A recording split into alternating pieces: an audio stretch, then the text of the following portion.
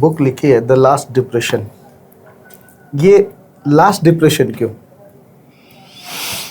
Last depression जो किताब मैंने लिखी है, इस किताब का सबसे बड़ा कारण ये है कि ये किताब अपनी संगला है। बिकॉज मुझे लाइफ में कई बार डिप्रेशन से गुजरना पड़ा और कई बार उतार चढ़ाव से।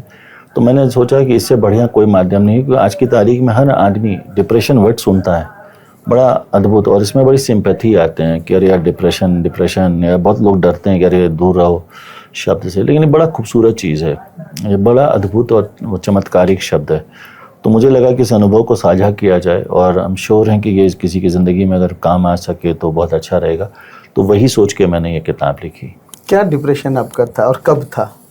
कई बार हुआ, मतलब उतार चढ़ाव, जो ऑडियंस को लगे कि अरे मेरे जीवन में भी तो ये आया था और मुझे भी ऐसे ही बाहर निकलना है। मेरे को कैरियर रिलेटेड ही रहा। जब मैं शुरुआत की बात है, शुरू में जो पहली बार हुआ था, जिसकी जिक्र मैंने किताब में भी की, कि मुझे सीए बनना था, और जब पढ़ के सीए के लिए मैं गया तो सीए की पढ़ाई छूट गई किसी कारणवश, तो वापस आना पड़ा। तो बहुत दर्द रह गया था कि सीए नहीं बन पाया। और उसके बाद फिर आने के बाद मैंने अचीवर्स शुरू किया, और जिसमें मैंने सीए के कोर्सेज शुरू किए। यहाँ 10, 12, 15 सीए थे जो मेरे यहाँ पे आते थे, क्लासेस लेते थे, और अच्छा था, ठीक ठाक था। लेकिन वो मन में दर्द था, तो वो दर्द को मैंने साझा किया।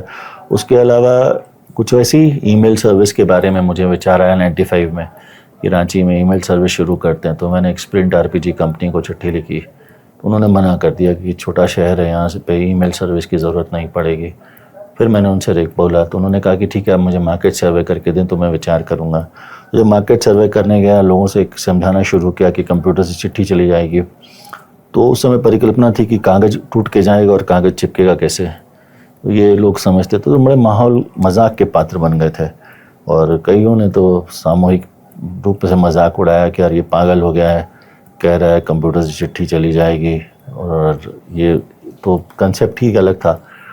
तो उस समय ये दौर आया तो बड़ा अद्भुत, बड़ा ग्लानि हुआ कि यार लोग मुझे मतलब मजाक के पात्र समझ रहे हैं कि ईमेल चला जाएगा कह रहा हूँ। तो खैर नहीं, जब मैंने जो सर्वे किया उसमें मैंने इंस्टीट्यूशंस कॉर्पोरेट से बात की, तो कॉर्पोरेट्स में अलग ही रिस्पॉन्स आता है, वो समझते हैं चीज़ों को, वो पढ़े हैं।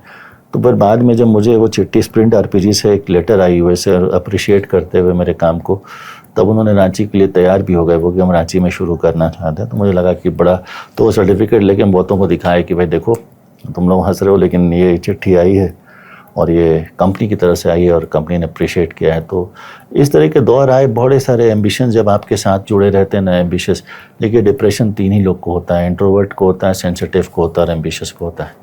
तो अगर आप तीनों में से कोई हैं तो आपको टच कर सकता है। अगर आप जनरली उन्हीं को होता है जो सेंसिटिव होंगे, जो लेकिन हम जानेंगे कैसे हम डिप्रेशन में? मैं एम्बिशियस आपको देखिए, डिप्रेशन एक ऐसा अनुभूति है ना, आप परेशान से रहेंगे, आपको समझ में नहीं आएगा, आप अकेले रहेंगे, आपको लोगों से मिलने का मन नहीं करा। तो मैंने यही कहा कि कितना अद्भुत चीज़ है, क्योंकि आप भारत में संन्यास परंपरा को देखिए तो लोग सन्यासी लोग एकांत में जाते हैं। डिप्रेशन भी आपको एकांत में ले जाता है, स्वयं से मिलवाता है, अंदर ले जाता है।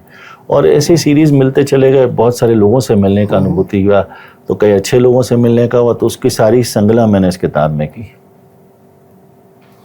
एक सवाल किसी ने पूछा है आपसे पूछने के लिए कि डिप्रेशन से प्यार और डिप्रेशन से मेरा पहला सामना, फाउंडर लाइफ के ऑल नाइट डिसीजन और मार्केट प्रेशर में, ये थीम्स आपके जीवन में कैसे सच हुआ है? डिप्रेशन, जब देखिए अब छोटी सी बात, अपने आईपीओ की बात की, बहुत परेशान थे, मतलब दिल की धड़कनें बढ़ी हुई थी। कई बार ऐसी घटनाएं होती हैं, आदमी समझ नहीं पाता, सोच तो लेता है, लेकिन आगे जब दिखता है कि रास्ता अंधेरा है, क्या बाद में पता चलता नहीं सही था। तो कई दौर से गुजरना पड़ता है। और जब आप एम्बिशियस हैं, नॉर्मल, अगर मैं नॉर्मल लाइफ लीड करूं जहाँ पे दिन रात अपना जीविका धनोपार्जन करके घर जाऊँ, खाना खा लूँ, तो कोई ज़रूरत ही नहीं है किसी को।